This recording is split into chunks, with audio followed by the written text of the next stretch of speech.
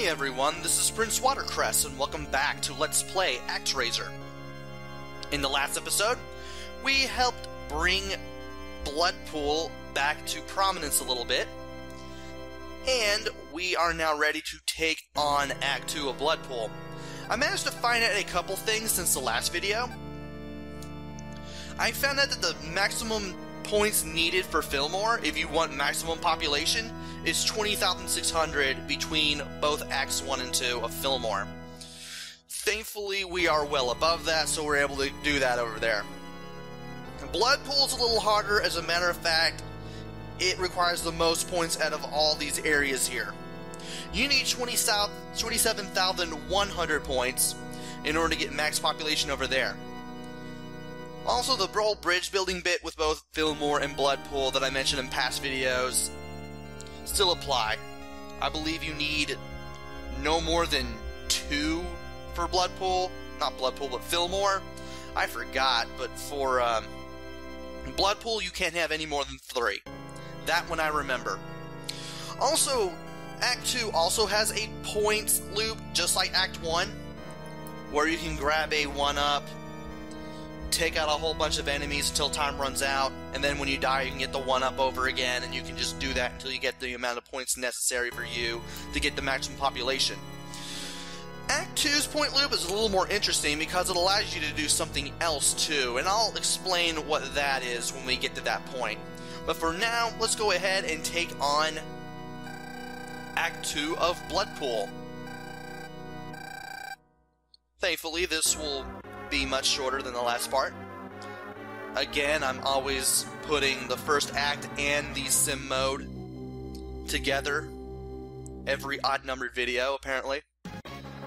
And we got a really nice background to start this off. I really like that.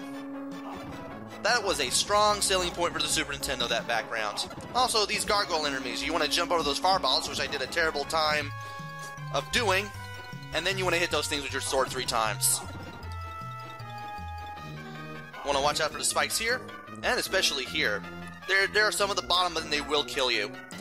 You also got these little escalators. These little blob things take 1 hit to kill. These spirits take 2, and they tend to stay away from you. Can I jump straight up from here? Yes, I can. Okay. Wanted to make sure that I can do that because, well, I want to get the other side, and those spikes will instantly kill me. Unlike the other ones that we've seen in areas before this.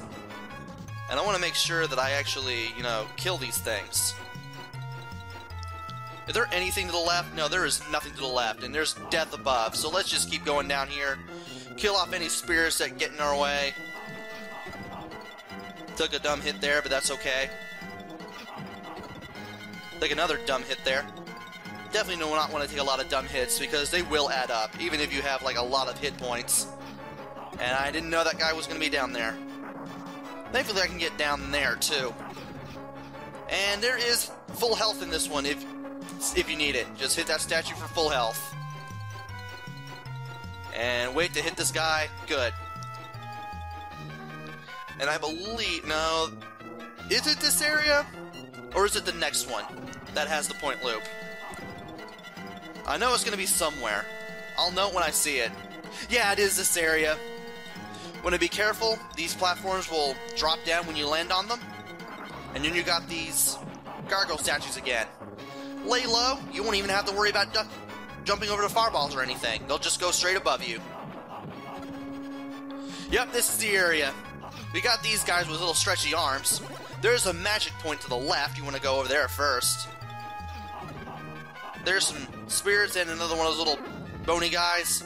Jump between those blue things when the little lightning isn't coming down between them. Wait for the force field to deactivate and then make your move. Now here, you can take the elevator up, and there will be a extra life to your left.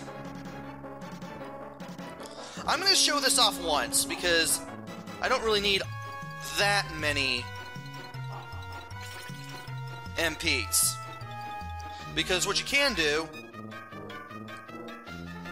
is drop down here and then let these spikes kill you. They are insta-death. But when you return, all the way over there, the MP that you picked up, as well as the extra life, will both respawn. You can do this over and over again for as much as you like, until you get maximum hit points. Of course, you can also use this to farm points off of all these enemies as well, and it's really, really useful. So, if you're really hurting for points and you want maximum population in Bloodpool, and you didn't get a lot of points in Act 1, you can do it this way. Also, apparently, I was able to do even more damage with a crashing swing on that guy. Who would have thought?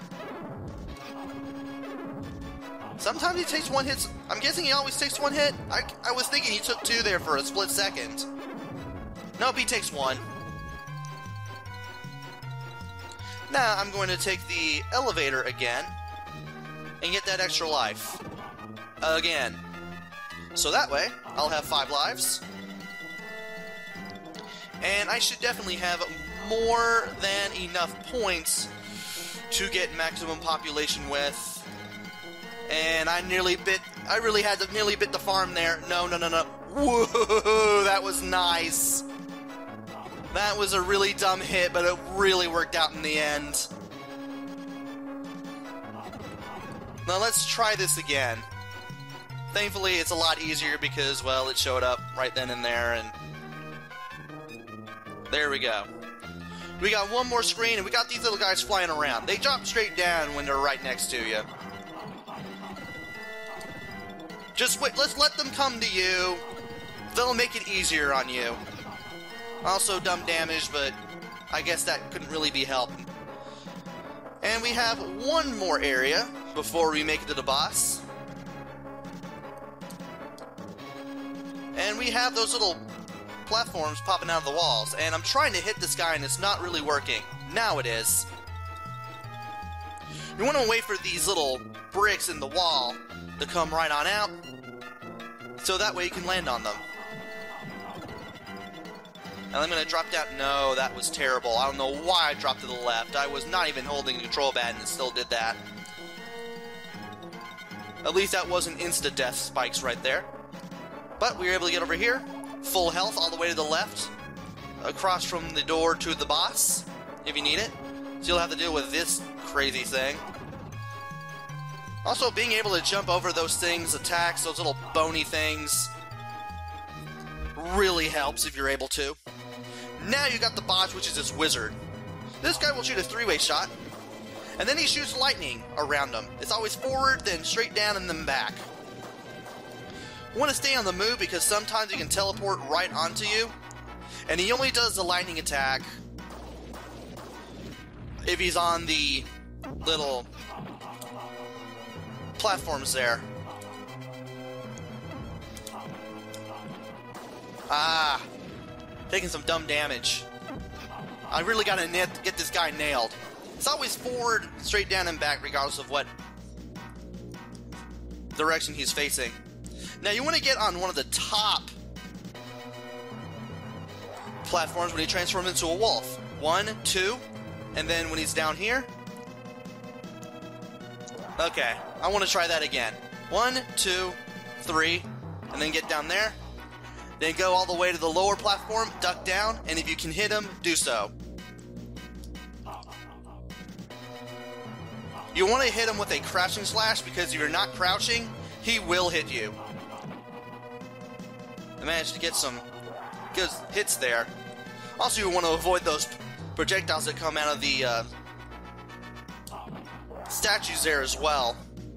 They always come from the platforms that are opposite side of wherever you're at. Now keep that in mind. I practice with the right side, but you can do this with the left as well, as you can plainly see here. I know I'm having a hard time explaining everything while doing this and playing the game at the same time, but hopefully you can pick up what I'm putting down, viewers. 1, 2, 3. Okay, I'm gonna have to get him on the way back down.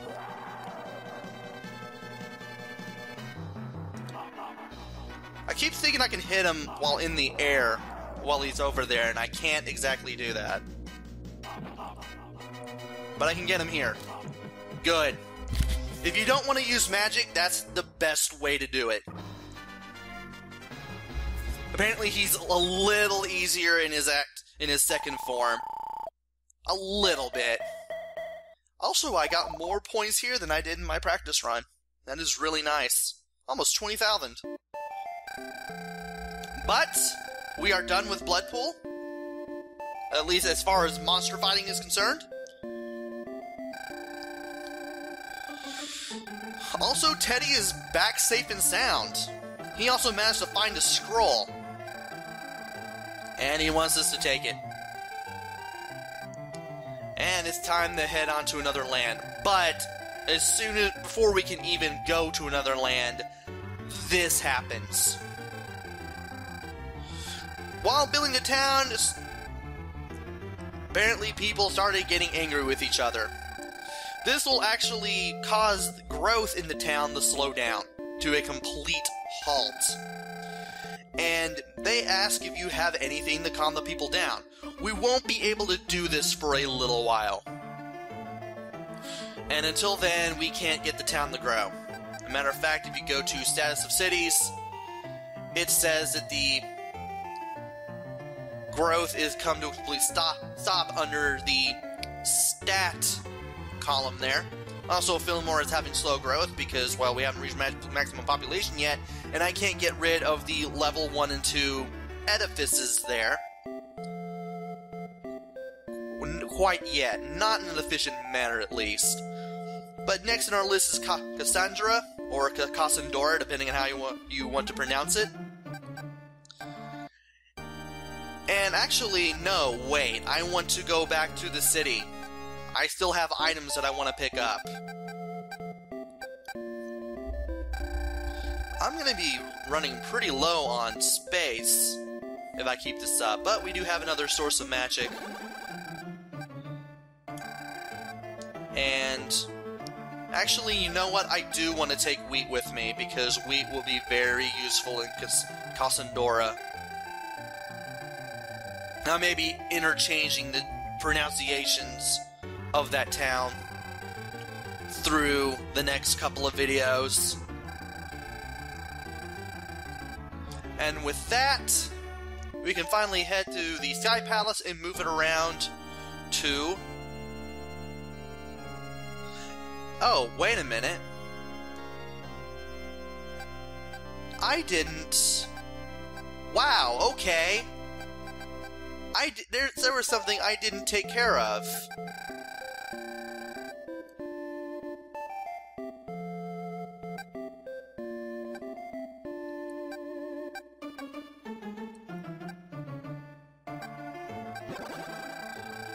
Will this work? Yes, it will. Good. I managed to get those two towns together. Now, if you actually look at the map now, we actually got the two towns connected. I can't believe I forgot to do that. That was very terrible of me. But next up is Cassandora, or Cassandra, depending on how you want to pronounce it, again. And that will be in the next video. You should join me then, where I take on the harsh deserts of Cassandra. And hopefully, get this town on its feet again.